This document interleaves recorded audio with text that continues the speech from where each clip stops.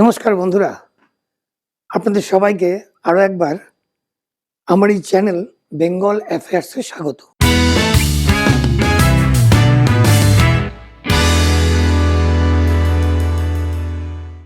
আমি পরীক্ষিত ধর বেঙ্গল অ্যাফেয়ার্সের এই আয়নার সামনে আবার চলে এলাম, আবার বসে পড়লাম। দেখুন, আমি মনে করি এটা অন্য কারোর গল্প শোনানোর জায়গা নয়, এটা আমার জন্যে আমার নিজের সঙ্গে দেখা করার জায়গা। যা মনে পড়ে, যা বলতে এতদিন ভয় পেয়েছি এবং যেগুলি মনের মধ্যে এতদিন রেখে দিয়েছিলাম সেগুলি আজকে বলার জন্য এসেছি।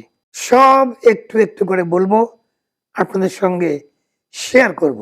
আপনারা যদি চান আমার সঙ্গে এখানে একটু বসতে পারেন এবং হয়তো আপনাদেরও অনেক কথা মনে পড়ে যাবে। আপনারা হয়তো আপনাদের নিজেদের জন্যে একটা আয়না খুঁজে পাবেন। চলুন তাহলে শুরু করা যাক আজকের প্রথম পর্ব। তা আপনারা জিজ্ঞেস করবেন, আপনি কে মিস্টার পাল? পাল মানে বুঝছেন তো, বাঙালির যে সেই হরিদাস বাবু।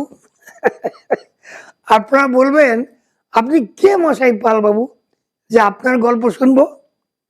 না, শুনতে হবে না, কোনো জোর জবরদস্তি নেই। কিন্তু আমি লুকিং ব্যাক, আমি মনে করি আমি রিফিউজি বাবা মায়ের ছেলে, যারা যারা দেশ বিভাজনের পরে ভারতবর্ষে এসে পিঠ দেওয়ালে ঠেকিয়ে যে বাবা মা আমাদের বড় করেছিল, লেখাপড়া করিয়ে বাড়ি ঘর বানিয়ে, এবং সেই বাবা মায়ের আমি ছেলে,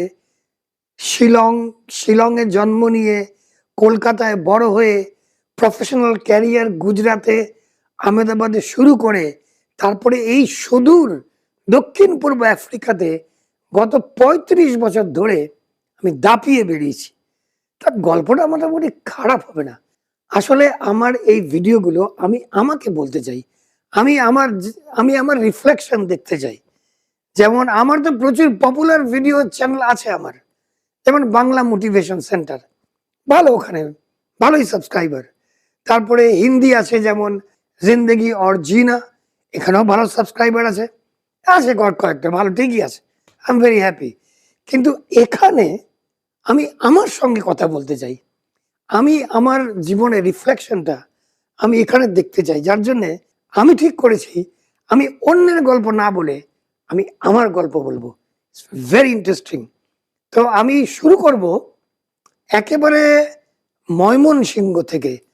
ময়মনসিংহ হচ্ছে এখনকার বাংলাদেশ, তখনকার পূর্ব পাকিস্তান, সেখানকার একটা জেলা, যেখান থেকে আমার মা ওখান থেকে আসেন আর কি।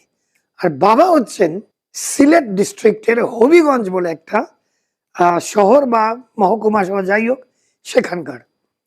তো গল্পটা হচ্ছে এরকম, আমার মারা 4 বোন, আমার মা হচ্ছে মেজু।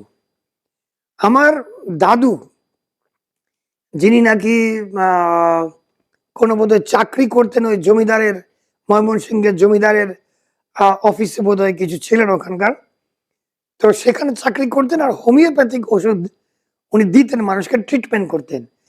মার মুখে যা শুনেছি, মা তো এখন আর বেঁচে নেই, বিদ্যা সুন্দরী স্কুল, খুব সম্ভবত যদি ভুল না করে থাকি, বিদ্যা সুন্দরী স্কুলে সবাই পড়তো। আমার মারা 4 বোন, এক ভাই ছিল চন্দন মামা, সে অবশ্য অনেক ছোটবেলায় মারা যায়। ওই 4 বোনই একসঙ্গে বড় হয়েছে। আমার বড় মাসি, তারপরে আমার মা, তারপরে আমার সেচো মাসি, তারপরে আমার ছোট মাসি। তখন আমার দাদু মায়ের বিয়ে ঠিক করে দিল। তখন মার বয়স কত হবে, 16-16 হবে বোধ হয়। 16 বছর বয়সে মায়ের বিয়ে হয়ে গেল, 16-17 হবে। মা গিয়ে পড়লো হবিগঞ্জে শ্বশুর বাড়িতে, যেখানে আমার ঠাকুরদা ছিলেন উকিল, খুব পসারওয়ালা উকিল, বিশাল বাড়ি। এবং মার মুখে শুনেছি প্রথম দিন যখন মা সবাইকে খেতে দিচ্ছে, উনি দেখলেন যে সেখানে প্রায় 60 জন খেতে বসেছে, 60 এবং বাড়ির সমস্ত বউ, সমস্ত মহিলারা এবং আরো যারা কাজের লোকজন মিলে গাদা গুচ্ছের রান্না করে সবাইকে খাওয়াচ্ছে। কারা কারা খেতে বসেছে? গ্রামের লোক, আত্মীয় স্বজন, আত্মীয়ের আত্মীয়, গ্রামের লোকের আত্মীয়, বাড়িতে যারা কাজ করে তাদেরও আত্মীয়, এইভাবে সবাই খাচ্ছে। বাবা আমার কিছু করতেন না বিয়ের সময়। এখন আমার ঠাকুরদার দিকটা বলি। মায়ের তো বিয়ে হয়ে গেল ওই বাড়িতে। ঠাকুরদা ছিলেন খুব বড় উকিল, বিশাল বাড়ি, বিশাল সবকিছু, খুব পসারওয়ালা ব্যক্তি। তো প্রচুর লোক রাখতেন বাড়িতে। বাবা কিছু করতেন না। বাবারা ছিলেন 15 ভাই বোন, 15, ক্যান ইউ ইমাজিন? কিন্তু তার একটা কারণ ছিল। আমার 2 ঠাকুমা, প্রথম ঠাকুমা 4 জনকে জন্ম দিয়ে মারা যান। তখনকার দিনে চিকিৎসা তো সেরকম ছিল না। আর I am very sure she was very young. উনি নিশ্চয়ই খুবই ইয়াং ছিলেন, কাজেই জন্মের এতগুলো জন্ম দেওয়ার ধকল উনি নিতে পারেননি এবং উনি মারা যান।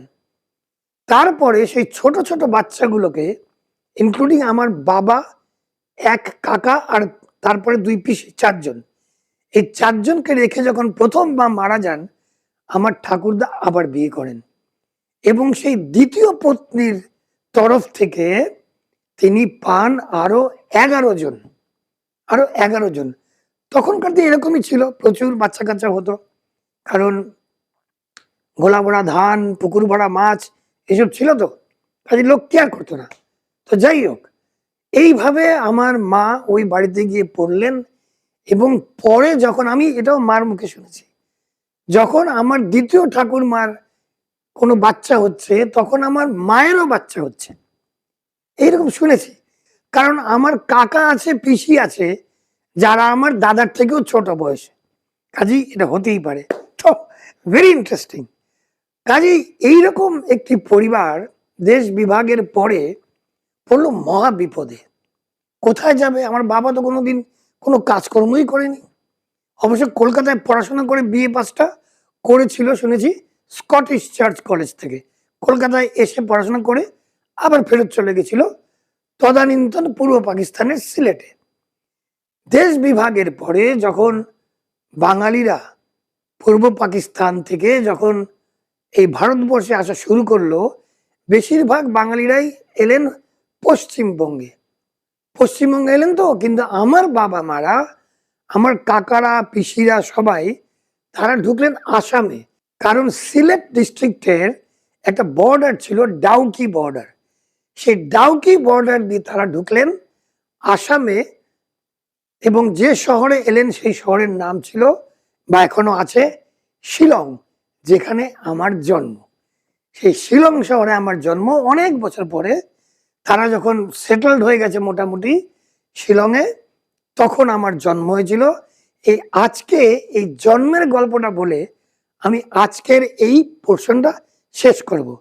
জন্মের গল্পটা বলার আগে আমি বলে দিই আপনাদের, আমার নাম পরীক্ষিত ধর। আমি থাকি জাম্বিয়াতে, দক্ষিণ পূর্ব আফ্রিকার একটা অত্যন্ত সুন্দর, অত্যন্ত পিসফুল, যেখানে ভিক্টোরিয়া ফলস আছে, সেই দেশে আমি থাকি গত 35 বছর ধরে।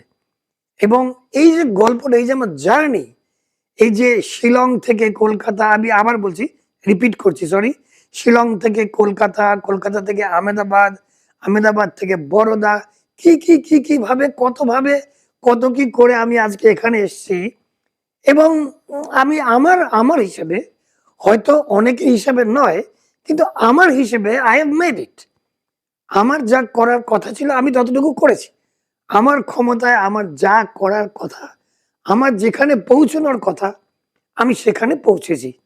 বাকি অন্যদের চোখে আমি কি, সেটা আমার কিছু যায় আসে না। কারণ আমি তো আপনাদের বললাম, এই ভিডিওটা হচ্ছে আমি আমার সঙ্গে কথা বলছি, আমি আমার প্রতিচ্ছবি এই ভিডিওতে আমি দেখতে চাই যে আমি কি। এই ভিডিওতে একটা আধ্যাত্মিক ব্যাপারও আছে, যেটা আমি, যে কথাগুলি আমি আমার বাংলা মোটিভেশন সেন্টারে বলে থাকি। আমি আধ্যাত্মিকতা, লাইফস্টাইল সলিউশন, তারপরে এইসব আমি বলি আর কি।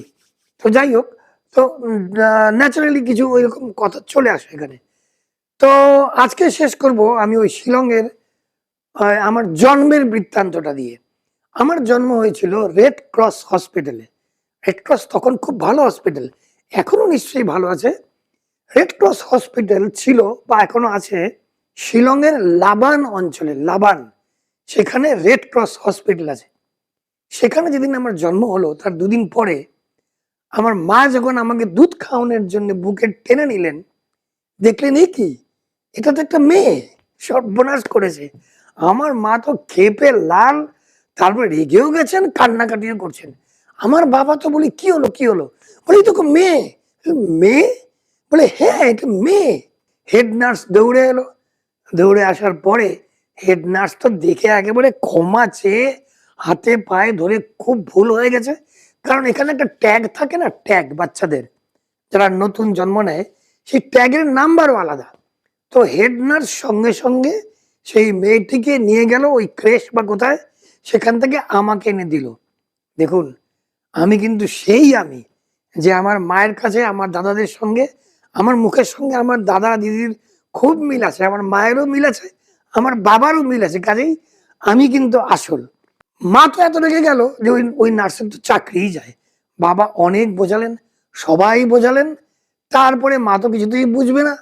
তারপরে মা আমাকে নিয়ে বাড়িতে ফিরলেন, যে বাড়িতে বিশাল একটা একান্নবর্তী পরিবার, বোধহয় 30-40 জন হবে, 30-40 জন সেই বাড়িতে থাকতেন, কাকা পিসি, তারপরে অমুক তমুক কত লোক। সেই বাড়ির নাম ছিল করুণাময় কুটির। আমার মনে আছে, আমি যখন পরেও গেছিলাম শিলংয়ে বেড়াতে, আমি করুণাময় কুটির এবং রেড ক্রস হসপিটালের ছবি আমি তুলে এনেছি। সেই করুণাময় কুটিরে এসে মায়ের রাগ কমলো, মা তখন কমপ্লেনটা উইথড্র করে নিলেন, এবং তখন আমার বাবাও খুশি হলো, সবাই খুশি হলো, আমার গল্পটি ফুরলো আজকের মতো, নোটে গাছটি মুড়লো। এরপরে শিলংয়ের গল্প আরো একটু বলবো, তারপরে ধীরে ধীরে কলকাতা, আহমেদাবাদ, বরোদা, তারপরে জাম্বিয়া, কঙ্গো, কঙ্গো পর্যন্ত গেছি। তারপরে বিভিন্ন জায়গায় কত কি করেছি, নেদারল্যান্ডসে গিয়ে কিছু পড়াশোনা করেছি, আমেরিকাতে গেছিলাম, কেন গেছিলাম, এই সব কিছু বলবো। তো যদি ভালো লাগে তাহলে অবশ্যই নিচে লিখে জানান যে এইটাতে কোনো ইন্টারেস্ট পাবেন কি পাবেন না। আমি কিন্তু আমার সঙ্গেই কথা বলবো। আপনারা ভালো লাগে আপনাদের কি লাগে না, আমি অবশ্যই কেয়ার করি। ভালো লাগলে আমার আরো ভালো লাগবে, কিন্তু ভিডিও আমি চালিয়ে যাব, কারণ আমার চোখ দিয়ে আমি আমার জীবনটাকে দেখতে চাই। তাই আমি ঠিক করেছি আজ থেকে অন্যের গল্প না, আমার গল্প ভেরি ইন্টারেস্টিং আমি আপনাদের বলবো তো বটেই, কিন্তু তার থেকেও বেশি আমি আমাকে বলবো। চলুন বন্ধুরা, আজকের মতো এই আয়নার সামনে থেকে উঠি। অনেক কথা হলো, কিছু কথা হলো, কিছু বলা হলো, আবার কিছু বলা হলো না, সেগুলি আমি রেখে দিলাম আমার পরের এপিসোডের জন্য। আর আপনাকে একটা কথা বলি, আপনার জীবনেও যদি এরকম কোনো আয়না থাকে যার সামনে এতদিন আপনি দাঁড়াতে ভয় পেয়েছেন, আজকে থেকে একটু দাঁড়িয়ে দেখুন, দেখবেন ভালো লাগবে, অনেক হালকা হয়ে যাবেন। একটু সাহস করে দাঁড়াতে পারলেই দেখবেন সব কিছু আপনার খুলে গেছে, কোনো ভয় নেই, কোনো ডর নেই, জীবনটা একেবারে চমৎকার হয়ে যাবে। বেঙ্গল অ্যাফেয়ার্সের পরের পর্বে আবার দেখা হবে। ততদিন ভালো থাকবেন, নিজের যত্ন নিন, আর নিজের আয়নার দিকে একটু তাকিয়ে দেখুন। দেখা হবে, বাই।